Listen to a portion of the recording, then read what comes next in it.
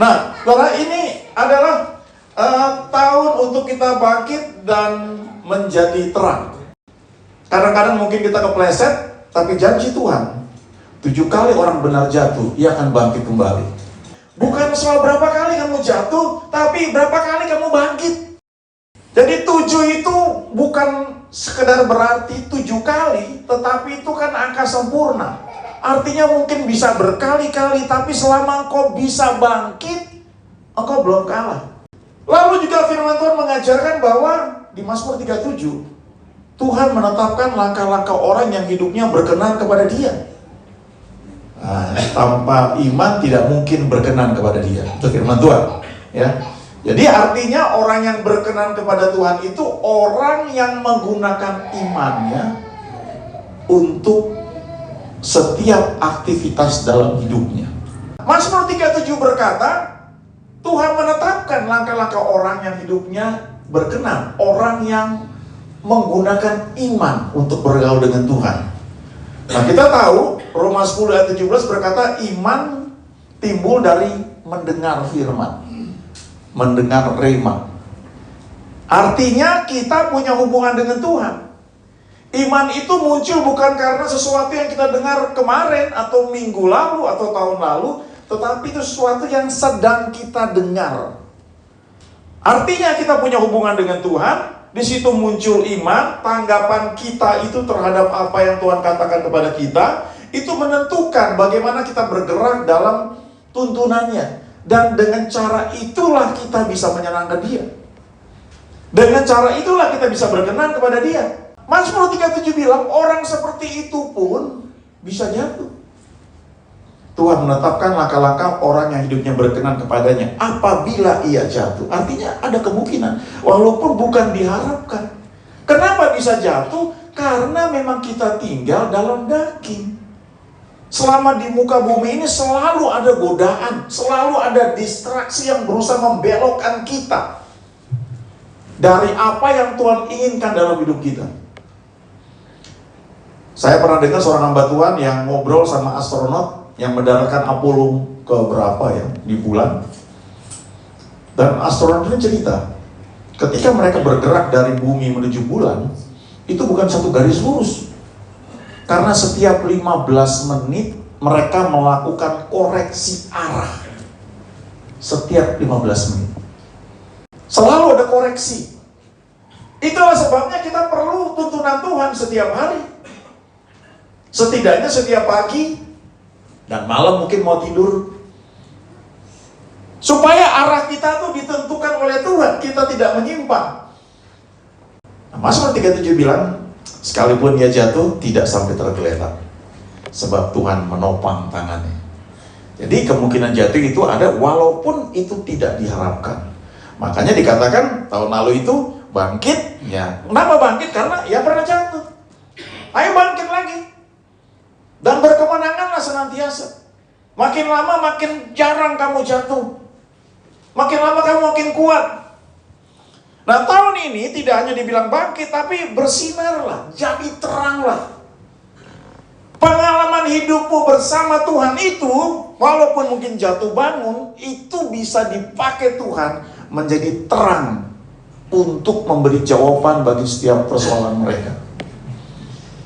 Ya, Mazmur 84 ayat 1 untuk pemimpin biduan menurut lagu Gitit Mazmur Bani Korah. Dikatakan di sini di ayat 2, betapa disenangi tempat kediamanmu ya Tuhan semesta alam. Ayat 3, jiwaku hancur karena merindukan pelataran-pelataran Tuhan, hatiku dan dagingku bersorak-sorak kepada Allah yang hidup. Ayat 4, bahkan burung pipit telah mendapat sebuah rumah, dan burung layang-layang sebuah sarang tempat menaruh anak-anaknya pada mesbah-mesbahmu ya Tuhan semesta alam, ya Rajaku dan Allahku. Nah, ayat 5 ini yang saya mau tekankan saudara. Berbahagialah orang-orang yang diam di rumahmu, yang terus-menerus memuji engkau. Nah, ayat ini mengatakan berbahagialah orang-orang yang diam di rumah Tuhan, yang terus-menerus memuji-muji Tuhan. Berbahagialah orang-orang yang diam di rumahmu, yang terus-menerus memuji-muji engkau, Selah. Lalu ayat 6, berbahagialah manusia yang kekuatannya di dalam engkau, yang berhasrat mengadakan ziarah. Jadi tidak hanya kita memuji, menyembah Tuhan, kita tinggal dalam rumah Tuhan itu artinya ya ada hadirat Tuhan yang kita jaga, ya. Kan tidak berarti kita tinggal di gereja terus, ya. Tapi artinya kita melibatkan Tuhan dalam setiap bagian hidup kita. Kita suka memuji, menyembah Tuhan. Lalu dikatakan ayat 6, kita mengandalkan Tuhan. Kita menaruh harap kita kepada Tuhan. Yeremia 17 ayat 7 dan 8 berkata, diberkatilah, berbahagialah orang yang mengandalkan Tuhan, yang menaruh harapnya pada Tuhan. Ia akan seperti pohon yang ditanam di tepi air, yang merambatkan akar-akarnya ke tepi batang air, tidak mengalami datangnya panas terik, daunnya selalu hijau, tidak khawatir dalam tahun kering, dan tidak pernah berhenti menghasilkan buah. Nah, Mazmur 4 ini bilang berbahagia. Nah, kata berbahagia itu kalau di terjemahan aslinya tuh, atau kalau saudara punya Alkitab yang memberi penekanan, itu diartikan juga sebagai diberkatilah, lalu membuat iri orang lain. Ya. Bukan sekedar karena orang itu lebih kaya, belum tentu saudara, ya. Saya banyak dengar cerita orang yang sangat kaya, tetapi terus kadang-kadang iri karena mungkin tidak punya anak, atau mungkin hidup sendiri, atau mungkin tidak bisa menikmati kekayaan. Lalu dia lihat orang lain, dia seperti iri itu. Bahasa Inggrisnya itu enviable, membuat iri orang lain. Berbahagialah, diberkatilah, membuat iri orang lain, manusia yang kekuatannya di dalam Tuhan. Lalu yang berhasrat mengadakan ziarah, yang punya motivasi itu untuk datang kepada Tuhan, untuk menyenangkan Dia, untuk mengenal Dia lebih jauh lagi. Lalu ayat 7 ini, apabila melintasi lembah baka, dalam bahasa Inggrisnya itu the weeping valley, terjemahan lama bilang lembah penangisan atau lembah air mata. Mereka membuatnya menjadi tempat yang bermata air. Bahkan hujan pada awal musim menyelubungnya dengan berkat. Jadi orang yang suka memuji menyembah Tuhan, terus-menerus memuji-muji Tuhan, yang kekuatannya di dalam Tuhan, mengandalkan Tuhan, lalu yang punya motivasi tulus mau mengenal Tuhan, mau menyenangkan Tuhan. Ternyata orang-orang seperti ini bisa saja dalam perjalanan hidupnya tuh melewati lembah air mata. Sesuatu yang mungkin secara fisik kita gak suka, yang membuat kita menangis. Saya pernah baca artikel dari seorang hamba Tuhan tentang air mata. Kadang-kadang terjadi dalam hidup kita, air mata itu keluar. Bisa karena kesalahan kita, kebodohan kita, kedegilan hati kita, karena keras kepala, gak mau nurut sama Tuhan. Tapi bisa juga karena kesalahan orang lain. Tapi toh kalaupun itu terjadi, Tuhan tetap menjaga kita. Sehingga sekalipun air mata kita keluar, Tuhan pagari kita, jagai kita. Tapi justru waktu air mata itu keluar, debu-debu di mata ini jadi hilang, dibersihkan. Secara konstan mata kita harus berkedip karena membersihkan debu yang ada yang nempel di bola mata kita. Pada waktu air mata itu keluar, bisa karena kita mengalami kedukaan, bisa juga karena sukacita, karena dalam hadirat Tuhan, karena merasakan kebaikan Tuhan. Itu membuat mata rohani kita bisa semakin jelas melihat bahwa dalam setiap bagian hidup kita, Tuhan tuh menyertai kita, menjagai kita. Ada air mata terjadi. Dan bahkan kita baca di ayat 7 ini, ada hujan yang muncul itu dikatakan pada awal musim, itu membawa berkat. Tetapi itu terjadi waktu lewat lembah air mata. Dan orang-orang seperti ini ketika mereka konsisten terus memuji Tuhan, mengandalkan Tuhan, deklarasi firman, merenungkan firman, tetap hatinya tertuju kepada Tuhan. Waktu mereka lewat lembah air mata itu, mereka membuatnya menjadi tempat yang bermata air. Ini yang luar biasa, saudara. Lalu ayat 8 mengatakan mereka berjalan makin lama makin kuat, hendak menghadap Allah di Sion. Kekuatan itu bertambah justru ketika lewat lembah air mata. Tapi jangan lupa ada pendahuluannya. Orang diam di rumah Tuhan, terus memuji, menyembah Tuhan, mengandalkan Tuhan, berhasrat mengadakan ziarah. Nah, saudara pernah renungkan ketika dideklarasikan Rise, bangkit dan menjadi terang. Itu bisa berarti saudara bangkit dari kegagalan atau kejatuhan saudara menjadi terang. Tetapi bukan berarti saudara selalu menjadi orang yang kelihatannya wah. Tetapi bisa jadi dalam pergumulan saudara itu, waktu saudara bangkit, ada hal-hal yang mungkin secara fisik saudara gak suka, gak enak. Tapi tetap Tuhan bisa buat itu menjadi terang bagi banyak orang lain. Saya dengar satu kesaksian satu hamba Tuhan, ya. Nah, kalau saudara dengar kesaksian, ambil poinnya, jangan ditiru mentah-mentah, karena tidak semua kesaksian itu cocok dengan mungkin tuntunan Tuhan buat kita, ya. Misalnya ada orang bilang begini, saya pernah ketemu nih ya, ada orang dia cerita, Tuhan panggil saya untuk jadi hamba Tuhan, saya nolak. Lalu Tuhan kasih saya sakit jantung. Lalu ketika saya nurut, saya sembuh dari penyakit jantung. Nah, itu pengertian dia, saudara. Tapi baca di Alkitab, Tuhan tidak memberikan penyakit. Nah, itu harus tegas kita bilang. Kita diberkati dengan kesaksian ya, tapi pengertian orang kan bisa aja salah. Hati bisa benar, tapi pikiran belum tentu Alkitab dia. Karena pengenalan kita masih terbatas. Saudara nyanyi lagu, Tuhan jangan tinggalkan aku. Itu dalam pengertian karena saudara berpikir Tuhan itu bisa dan suka ninggalin saudara. Tapi kalau kita baca di Alkitab, ada banyak ayat di perjanjian baru khususnya, aku sekali-kali tidak akan meninggalkan engkau. Barang siapa datang kepadaku, ia tidak akan kubuang. Roh Kudus akan menyertai kamu senantiasa selama-lamanya. Nah, jadi bisa saja hatinya benar, pengertiannya itu mungkin perlu waktu untuk bertumbuh. Lalu ada lagi hamba Tuhan yang lain, seorang wanita, dia pernah tinggal di luar negeri, ya. Saya diberkati dengan saksian dia, apa yang dia cerita, pengalaman dia. Tapi saya tahu pengalaman itu tidak sepenuhnya bisa kita terapkan, ya.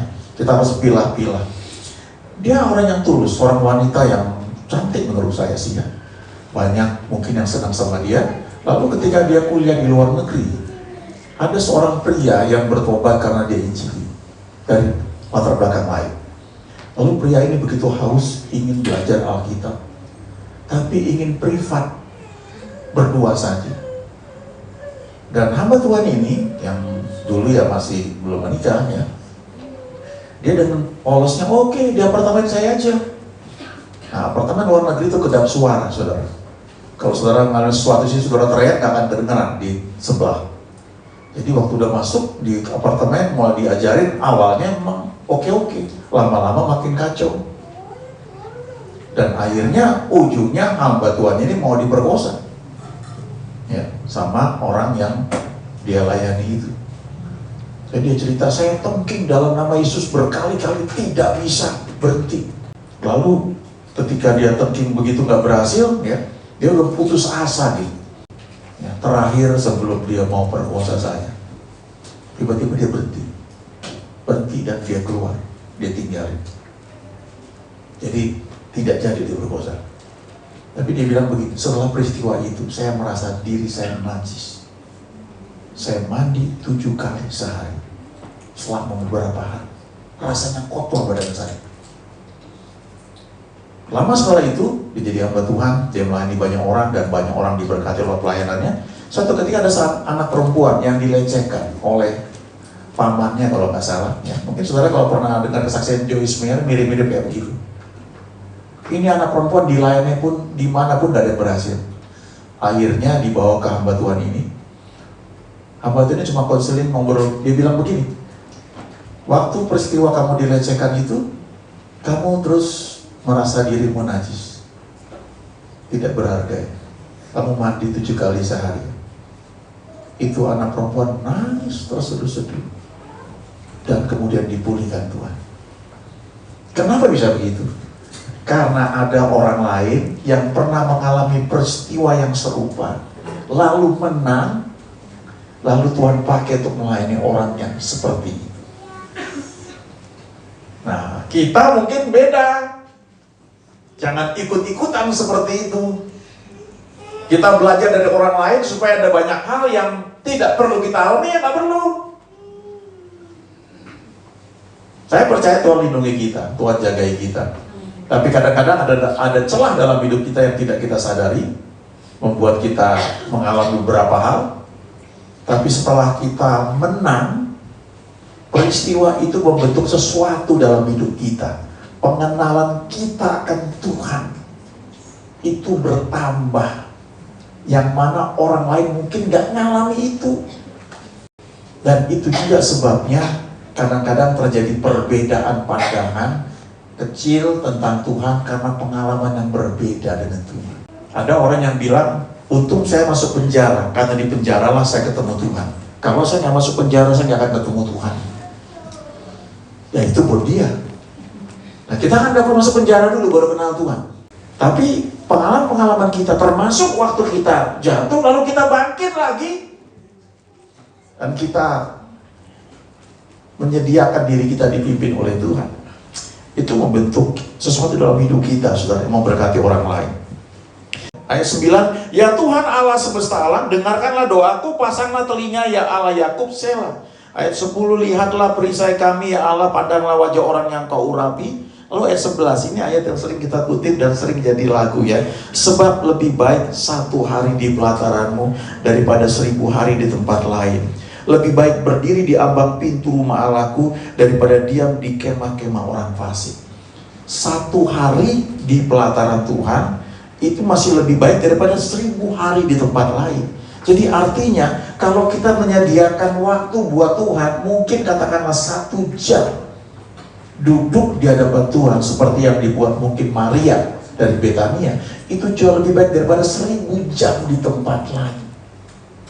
Efektivitasnya, efisiensinya beda sekali. Walaupun untuk ngalamin itu kadang-kadang peperangan di pola pikir kita itu, saudara. Saya dulu sangat kagum ya dengan beberapa hamba Tuhan. Ada yang satu ya, buat saya itu luar biasa. Dia cerita ketika dia mau pindah rumah, itu Tuhan kasih alamatnya 1 jam sebelum dia pindah. Sampai hari terakhir tuh dia nggak tahu mau pindah kemana. Dia udah siapin barang-barang, udah di gerobak. Dan dia tunggu sampai saat terakhir Tuhan nggak bicara. Dan saat terakhir tuh baru Tuhan ngomong, itu 1 jam sebelum pindah. Tuhan cuma kasih tahu alamatnya, nomor rumahnya dia nggak tahu. Wah, itu pelayanannya ceritanya panjang, saudara. Tapi saya pikir, luar biasa bisa kayak gitu ya. Lalu dia punya anak rohani salah satunya, itu 1 hari sebelum kantor pelayanannya pindah, baru dikasih tahu pindah kemana. Ini juga orang yang buat saya kakak rohani ya. Pengalamannya banyak bersama Tuhan. Atau ketika dia cerita, kantor pelayanan tempat mereka itu tinggal ya, mereka sewa di situ. Itu satu ketika sudah mau dijual, dikasih deadline hari terakhir tuh sekian ya. Belum tahu pindah kemana. Lalu hamba Tuhan ini konseling sama satu orang, dia memberikan konseling. Lalu orang ini bilang, oke Pak, kita ketemu besok lah Pak ya, di kantor ya, di pelayanannya. Oh, kami mau pindah, jangan di sini. Loh, pindah kemana Pak? Belum tahu. Lalu orang itu ternyata, oh di tempat saya aja Pak. Lalu dapatlah tempat baru, kantor pelayanan 1 hari sebelum pindah. Nah saya bilang, Tuhan kalau saya jangan gitulah, aduh ngeri banget itu. Nah waktu itu saya baru married ya, saya dengan istri saya kos. Lalu kami berdoa ya untuk ada kontrak rumah.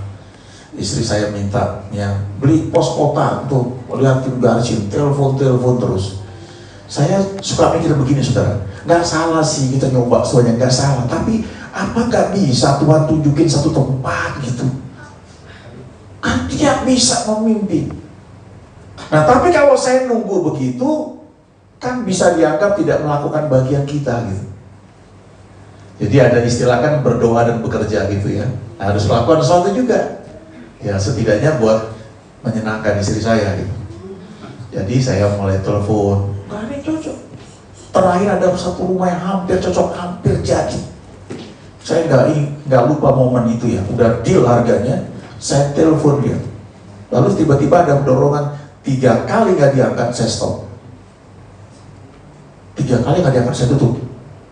Tiba-tiba dapat tawaran rumah lain. Ya. Lalu saya dari Bandung sama istri waktu itu ya, ini saya nggak lupa momennya, hari Senin. Kami dari Bandung, lalu kami mampir satu kompleks perumahan yang di daerah Cibubur. Terus kami lihat nggak ada yang cocok. Lalu kami ke rumah orang tua saya. Kami berdoa di situ, lalu kami balik ke kompleks itu lagi. Kami berhenti di satu rumah, terus kami turun. Terus saya nanya, ada security di situ. Di sini ada rumah yang dikontrakan. Oh itu Pak, itu rumah tempat saya parkir mobil itu. Ketemu pemiliknya langsung mau pindah ke Surabaya karena ada tugas dari suaminya. Dia sudah kasih tahu Pak RT untuk rumahnya dikontrakan. Tapi saya orang pertama yang datang langsung ketemu dia. Dia lagi kemas-kemas barang, langsung tawar-menawar harganya bagus, rumahnya cocok semua. Oke, 2 tahun kami akan kasih, itu hari Senin ya, kasih DP hari Rabu. Hari Selasa kami masih cek lagi rumah lain. Ada temannya istri saya nawarin rumah. Kami datang, kami lihat, kayaknya enggak ya, enggak ada Damai Sejahtera. Hari Rabu kami kasih DP, saudara. Lalu hari Jumat kami bayar lunas semua untuk 2 tahun. Hari Sabtu rumah itu kosong. Hari Minggu kami pindah semua ke situ. Itu seminggu sebelum pindah baru saya tahu kemana, saudara. Jadi yang saya beli di pos kota, dia telepon itu nggak dipakai, saudara. Tapi kalau saudara mau ikut seperti itu, ya ngeri-ngeri enak. Ya. Di satu sisi dianggap saudara nggak lakukan bagian saudara. Saudara mungkin beda, tapi belajar ikuti apa yang Tuhan perintahkan. Doa yang terakhir, sebab Tuhan adalah matahari dan perisai, kasih dan kemuliaan Ia berikan. Ia tidak menahan kebaikan dari orang yang hidup tidak bercela. Saudara setia dengan Tuhan, percayalah rewardnya ada, saudara. Nggak mungkin enggak, pasti. Ayat terakhir, ya Tuhan semesta alam, berbahagialah manusia yang percaya kepadamu. Amin.